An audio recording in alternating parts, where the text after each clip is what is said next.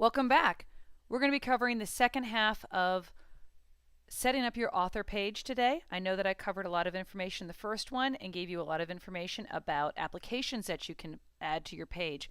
I'm going to show you some of them in use on my CJ Ellison page, and we're also going to give you a list written out of some applications that I've tried that I find very useful so that you can then add them to your page as well. I'll also go back and show you a little bit about editing those applications so that they show up how you want. Before we get to that, I want to show you some of the ones I've discussed with what was on my Start Here Welcome tab in one of the other videos. It's called Free Reads, Free Downloads. Right here I label it as Free Reads. It's a scribed application. Let's click on Free Downloads and you'll see what I mean. I have a free book up on Amazon. It's a short story with half of my first vampire book showing up. So right here, people can download the file. I have another one where this is another excerpt, and it's from the second book, and they can download the file here. I think it's a great way for people to try my work without having to buy the book. I mentioned in an earlier video that there was a program or a service, I should say, that if you paid more, you would know what all the downloads were. That's powered by Involver. Involver is an outside website that offers a lot of these applications and plugins for your Facebook page. They give you 3 for free, and then after that they charge you. The price, like I said in an earlier video, was very expensive, so I don't know exactly how effective these free downloads are, but I have had people comment about them, and I think getting people talking is always important. So that was one of them, and that's by Scribed. And again, I said there'll be a list of applications for you to be able to check out. So please don't panic that you have to scribble all this information down right now. Another one I wanted you to check out is one that I paid for called Survey. I thought it was terrific to get information, and I'll show you why. Help decide on the next VVN book. I talk about what I want them to do, what I want them to help me with. I was asking them about whether or not I should be doing one book with 3 parts to it, or publish the same parts as individual novellas so that people would have the story faster. People answered my questions, gave me their feedback, and what's important is I was able to export this information later on. So here we are, results. It tells me what everyone's results and answers were, and it gives me emails where I asked them to opt in, and I can put them all. I asked them if they wanted to be did they want to receive an advance copy, and then I asked other people if they would want to be on my email list, and I had 31 people that opted in. So then I put them on my email list. They have to opt in on the email list to receive anything, but you get the point. It's a nice passive way to be able to have a question, you get reader interaction, and then they're excited by being a part of it and they want to follow through and be on your newsletter. Another way to make sure that you're getting people to contact you directly is to have it available. Right here, this Contact Me, Contact CJ, Email Me tab. This is really easy and free. You get to upload the image that you want. I probably get about 1 message a week through this, which I thought is pretty cool considering I did this before Facebook offered that ability to message someone through a page. Now I get more messages through the page, but you do occasionally get people on here. So that's another one that'll be in the list for you to check out. Now, I want to go back to CJ Stern and show you a little bit about how you're going to be setting these tabs up to look the way that you want. If you want to change something here, you can, and I'll show you how. As you go up here,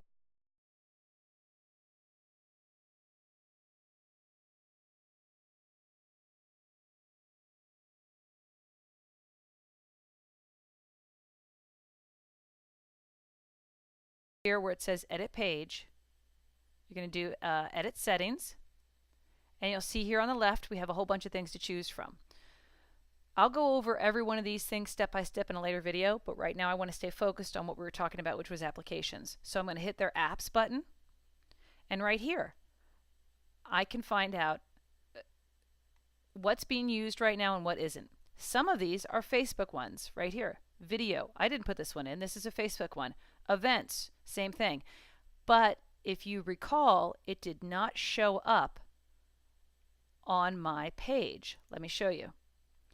Right now, those apps are available to me to add, But if I click here, it's only the ones that I have added. So some of you may have some features that Facebook offers you for free that you aren't utilizing on your author page because you didn't know how to access them. So we go back up here to Edit Settings. I pick Apps. I'm going to scroll down and show you. When it's here and you want to add it, you have to go to Edit Settings. And it tells you the tab is available. I want to add it. Let's just check out what additional permission says. Has published, permission to publish content on my wall, which is terrific. If you want to do an event, you now have it where people can access your events are, and you've given it permission to post on your wall so that people can share it and like it and attend it. Now, notes is pretty interesting. I have put some chapter excerpts up here before a book launches for people to be able to read it, or a full chapter, whatever I feel like doing. So I'm going to add this tab as well. I'll go back and show you on my CJ page how it's used to the best of its abilities. I even have sign-up forms and newsletter forms on some of them for people to sign up, which we can cover in a more advanced course later for how you can really up your email list to make sure that you have an email list of readers that you can reach out to every time a book releases. We talked about how to change pictures on things. Well, they make it pretty easy for you. Right here where Custom Tab Image, Change. If I didn't want that cute little forum button right here, I can edit it and change it. And it tells you where they're real sweet about that. They give you the sizes right here, 111 by 74 pixels. Now, previously I told you that it was okay to go larger in size when you're doing the banner because Facebook would shrink it down. You cannot do that when you're trying to do one of these buttons. You have to stick to that. File limit size is 5 meg. I don't know how in the heck you can get a 5 meg file that big, but if you make this like 400 pixels per inch, it's still going to be a super tiny file. All right, now that we've covered how to go in there and edit, I wanted to make sure that I covered posting relevant content. I'm going to go back to my author page to show you a bit more of that. Everyone's going to have their own idea about what is relevant content. When we talked in an earlier video about your public image and what you're trying to cultivate, think about that in regards to your John one what you write. My best friend Boone, she writes some fantasy stories. So on her author page, she occasionally shares terrific fantasy pictures, like fairy gardens and elaborate pictures in the woods that might be like a hidden cottage somewhere, reminds you of something of Lord of the Rings, or great tree houses that you would just die to live in, stuff like that. Since my books I'm focusing on with this one is over here, Avoiding Mr. Right. It's a contemporary romance that came out. I post a lot more contemporary stuff. Okay, this was my I love this breed of dog, so I've got this here. But let's see. Man Candy Monday. Now come on, we write romance, ladies. There's no reason why we can't have some shirtless guys on our wall. And I went a little bit further with it, and I did a nice feature for most of the summer, which was Name That Shirtless Stud. I took celebrity pictures that I found online, and I shared them here. I don't own these photos. They're already freely available online. I'm not trying to make money off of them. I believe it falls under fair use because I'm not trying to make money off of it. I'm just trying to engage people. I mentioned this one in another one, that since I write some funny stuff with lots of humor and sex, I thought this was great with the image before about rearrange these letters. So what else do I have on here? I've got some reader parties that are coming up. So when I posted the event, they showed up here. Now, unfortunately, a bunch of them I all did at one time, and they're all showing up. And I think that's too many. So one thing that you might want to do once in a while is clean your wall up.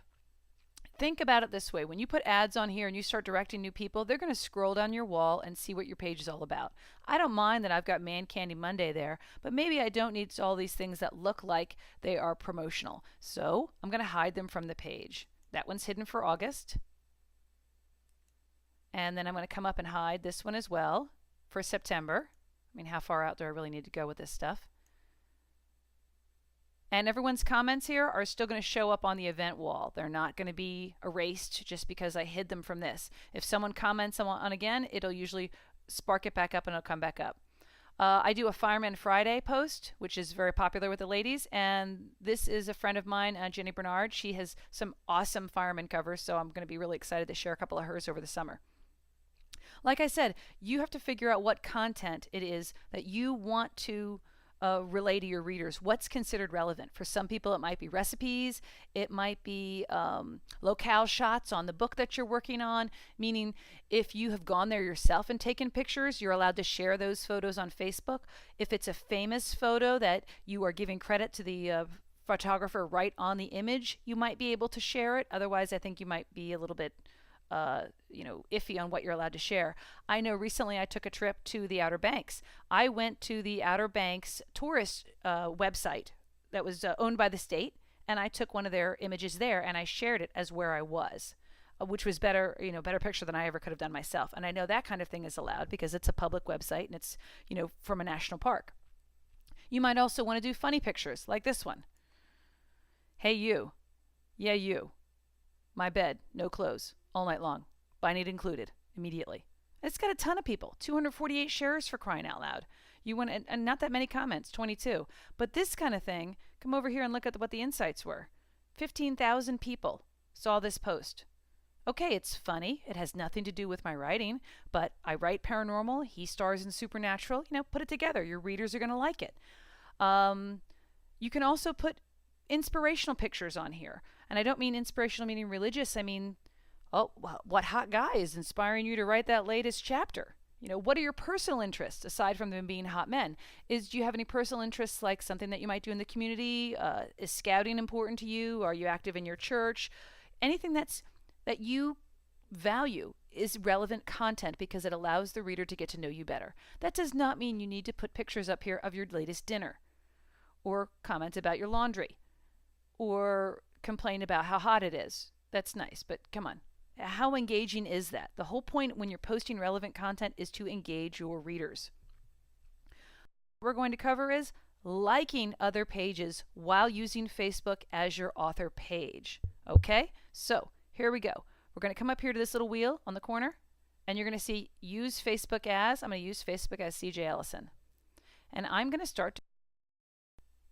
Okay, now that we are using Facebook as our author page, you'll see here who you're using it as by up in the corner here. As I mentioned in a previous video, my personal profile for my pen name is C and then capital C lowercase j. So I know by the picture and by the way this is written that it's me using Facebook as my author page.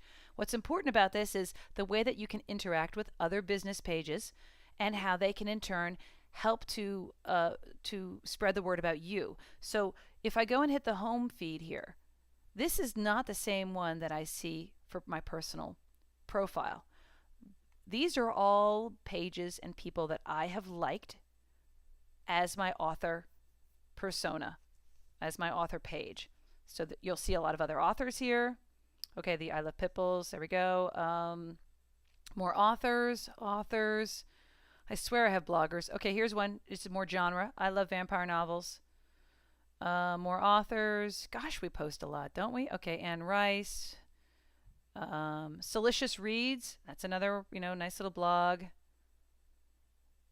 Oh, New Orleans Witches Ball. So these are events that I've either attended in the past or would like to attend. Publishers. YA Book Addict. This is a blog. Red Hot Readers. This is another one of my pages. Let's see.